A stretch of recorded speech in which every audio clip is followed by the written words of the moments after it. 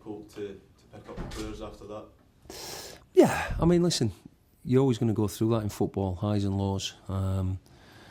You know, I take your point, 2 defeats. I mean, it was 0-0 after 120 minutes. We got knocked out of the cup, which was a blow. I mean, the last 3 away performances have been decent. You know, one at Ross County, got a great point at Celtic Park. And, you know, over the piece, 120 minutes against Hamilton, you know, we had the chances to win the game and to progress. We didn't. But obviously last Saturday was poor in, you know, the result and the performance. I've watched it 2 or 3 times now, and it's obviously it don't get any better. But you know, we give away 2, you know, individual errors which you can't compensate for. You know, for a manager as a team when that happens, and then a dubious penalty. But we need to get over it, and you know, there's no better way than to go and win your next game. And that's what football is. You've always got another game. You've always, after all the disappointments, you know, we can look at a few last season. I went into the split last year. We had a terrific 3-3 with Celtic out here. Scored in the last minute, great game. Went up to Tannadice midweek and got beat 5-1. And with 3 games to go, everyone were, you know, that end of you know, you can never bounce back. And we went and won his last 3 games and ended up finishing remarkably second with the points total we got. So there's always other games. You can't afford to feel sorry for yourself. That's been the message this week. The players have worked hard. The one good plus from us, I mean, last week, you know, when it's derby games like that and you're under the caution, you're coming at 2-0 down, that's when you need your captains and your leaders. And unfortunately, last week, we, you know, Lasley missing, Hamill's vice captain, McManus, who would be the 3rd captain, has to come off at half time.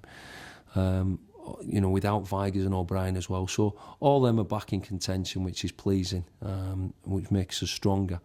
But we've got to start now getting We've swapped systems. I mean, I'll take responsibility for last week and the fact that we changed it because we had to do through injuries.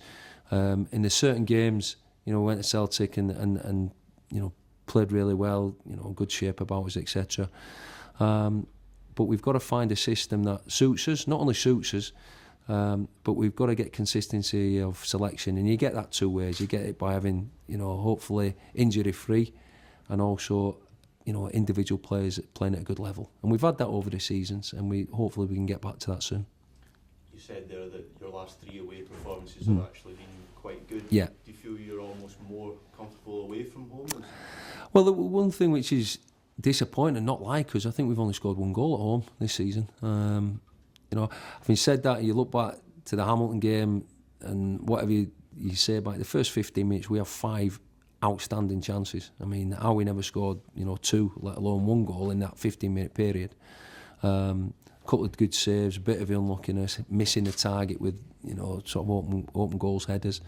So the home, it's been like that since I've been here. The home form up to Christmas, I don't know what it is, and then we seem to go on a great run and score loads of goals after Christmas. But it seems to be the case this season as well. But at the moment, there's no doubt about it. Away performances have been better than home, and we need to put in another good one tomorrow.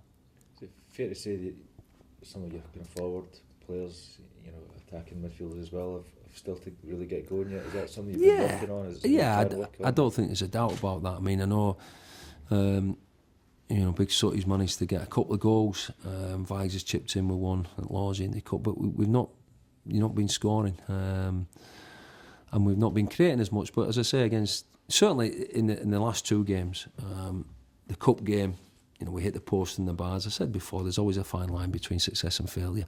Inside 5 seconds, we hit the post and the bar. You know, if we score there, we go through. You know, and the keeper makes an unbelievable save from Vigors, and we then create 5 really top class chances last week and didn't take any. So I was more worried early on when we weren't creating anything. But now, you know, we just need to step up to the mark. You know, we've got strikers who can score goals. We've got midfield players who can score goals. We just need to start doing that. Obviously, Henrik was a massive boost to everybody here when he came back. Has he just been getting up to speed because obviously he had an injury this season? Yeah, it's always difficult when you bring people in. Same with Mark O'Brien to an extent. You want them into your club, but you know they've not had any pre-season, so it'll always take them 2, 3, 4 weeks to get match sharp and fit. And then we're at a club where results haven't been going great. The confidence level of everyone's slightly down, which is understandable. You listen to, the Liverpool manager talking about them with the quality of players they've got, saying they're lacking in confidence, with a couple of poor results. So it happens to everyone. It happens to the top players that, if things aren't going right for you, then, your confidence can slip. But the only way to do that is hard work. Put yourself in there. If you're a striker, put yourself in the positions where you're going to get chances to score. And keep doing it until you score goals. Henrik, he would have wanted to be up to speed quicker. He's getting there now. He's training hard. He's working hard, as is everybody. But it all comes down to a Saturday or a Tuesday or a Wednesday. You've got to do it on the park, and when you get your opportunity, you've got to show that you can do it. Have you done anything different this week? Did you have a post-mortem, or did you just get on with it? Have you? No, we waited till Thursday. And we showed them. I think it's probably about 20 minutes of edits from last week's game. But I don't think there's any coincidence. As I say, probably best performances when we've had almost a fully fit squad. We got to Celtic Park and we had everyone training. Now, last week, as I said, the players we missed out are all back training now from Thursday, which is good. But on the other side of it, Leach, Lawson, and Reid are out through injuries picked up in the game. So we keep getting a couple back and then a couple out. So it'd be nice to have consistency of performance and also consistency of selection, but we've not got that at the minute. But it's certainly good to have the players back that we believe can make a difference. Seemed to quite enjoy going to Flathill on 5-1 last season. Well, I was just thinking, I think that's the only time we did go there. And again, we're on the back of a bad run. We got fantastic support from the fans there. I think we filled the stand. We brought Faddy back in. It was terrific. He had one of them games where he was fantastic.